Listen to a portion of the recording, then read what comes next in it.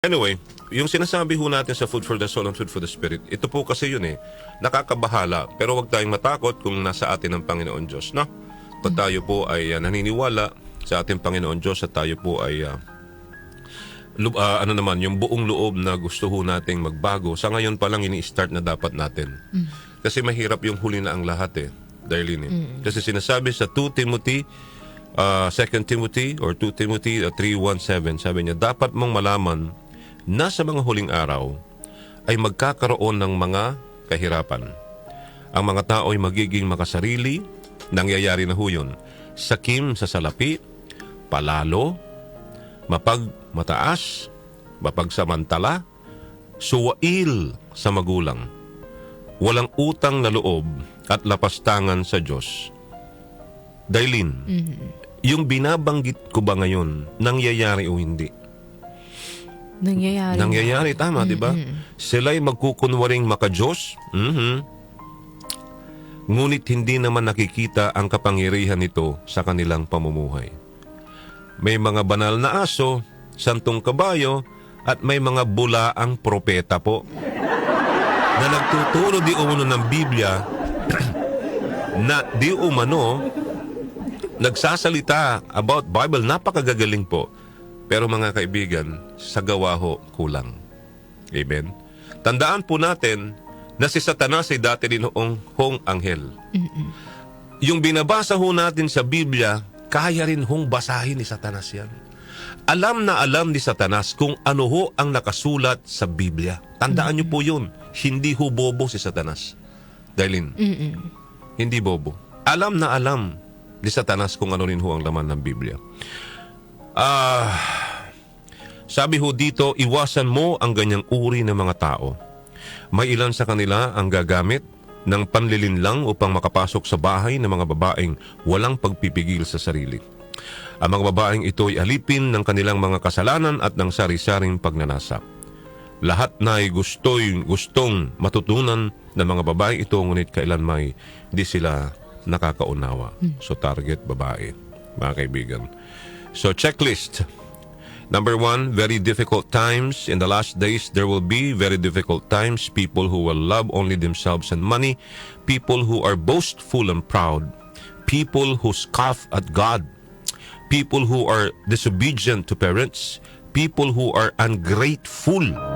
People who are cruel and hate what is good. Yung mga ganun, no? Parang mas galit tayo sa mabuti kaysa sa masama. Kung ano yung masama, yung pa yung gustong-gusto natin gawin. Partner, tama? Pero yung kabutihan, parang ayaw natin. Correct. People who betray their friends. Toinks. People who will be reckless and puffed up with pride. And people who will love pleasure rather than God, which is happening now. Amen? Amen. Amen ba yun? Totoo po, di ba? People, sa mga panahon ngayon, I'm not saying all, mas mahal po yung pleasure than God. Amen? Amen. Kaya nga po mga kaibigan, it's high time for us to go back to God. Repent for us to be saved later on at the end of the day. Hindi pa huli ang lahat. Kaya nga, ang panalangin natin today is for us to always pray. Continue praying. Pray without ceasing. Ask God for guidance. Ask God to help us. Ask God to have mercy on us. Through Jesus Christ, mga kaibigan. Diba? Huwag tayong titigil. Huwag tayong papatalo sa anumang mga nangyayari sa mga bagay na although nakasulat na nga, partner, na mangyayari. Pero please, hanggat kaya nating iwasan, wag nating tularan, wag nating gawin. Diba? Para po sa Panginoon. Kasi at the end of the day, hindi ang asawa mo, hindi ang nanay mo, hindi ang tatay mo, hindi ang boss mo, hindi ang kaibigan mo ang sasagot sa Panginoon na sabi, ay okay yan si Joe, ay wala, okay yan si Darlene ng panahon niya. Hindi, ikaw, tatanungin ka ng Panginoong Diyos, ano ang nagawa mo? Diba? Ano ang nagawa mo para sa Diyos at para sa tao? Amen? Amen. Lahat po tayo makasalanan. Wala hong perfecto. Totoo po yun. Ako man, tayong lahat, nakagagawa ho tayo ng mali. Pero yung pakikipag-usap sa Diyos araw-araw ay pwedeng makatulong para kahit paano ma-lessen po yung ating mga nagagawang pagkakamali, kasalanan sa buhay. Ipanalangin natin na tayo patawarin ng Panginoong Diyos. Dahil ang Panginoong Diyos po, mga kaibigan, ay Panginoong mapagpatawad, mapagmahal. Diba? Saan ka nakakita ng Ama, mga kaibigan? Gumawa ka na ng mali, papatawar, bibigyan ka pa rin niya ng pagkakataon para magbago. That's what you call unconditional love of God to us until now. Mula noon hanggang ngayon. Diba? So, nangyayari na ho. Kalamidad, mga bagyo, pagsabog ng bulkan, gera, diba? Lahat po nakasulat sa Bible. Hindi ho prediction lamang nung sino. Diba? Hindi ho prediction ni nangyari kasi hindi nakasulat po talaga yan sa Bible. Kung babasahin mo, wag kang basta-basta naniniwala sa mga prediction. Pwedeng nabasa nila yan, gagawa sila ng kwento for creator. Anong tawag doon? Create yung mga vlogger? Content. Para lang kumita sila, pero binasa nila yan. Alam nila yan, nasa Bible yan. Sila gagawa ngayon ng na kesyo ganito, di ba? Everything is in the Bible.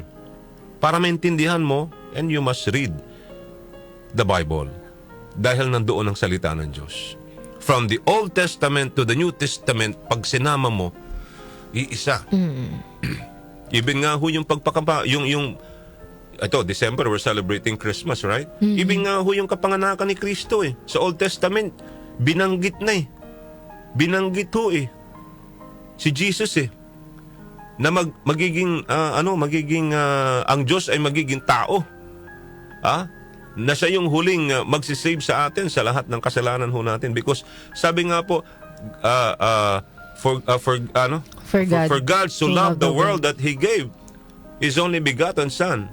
Anong ang kasunod? Whoever believes in Him shall not perish, but have eternal life. Even in the Old Testament, nababas po yan, mga kaibigan. Kaya napakaswerte ho natin lahat. Yung anak na ho, yung sumunod sa Ama, para sa atin. Amen? Amen. Kaya, habang may panahon pa ho tayo, let's give our best. Not only for yourselves, for the people around you, your family circle, but also for God, the living God, and the God of all, the God Almighty, the Alpha and the Omega. Maraming salamat po. Thank you. It's a Friday today. Let's pray for everybody. All right?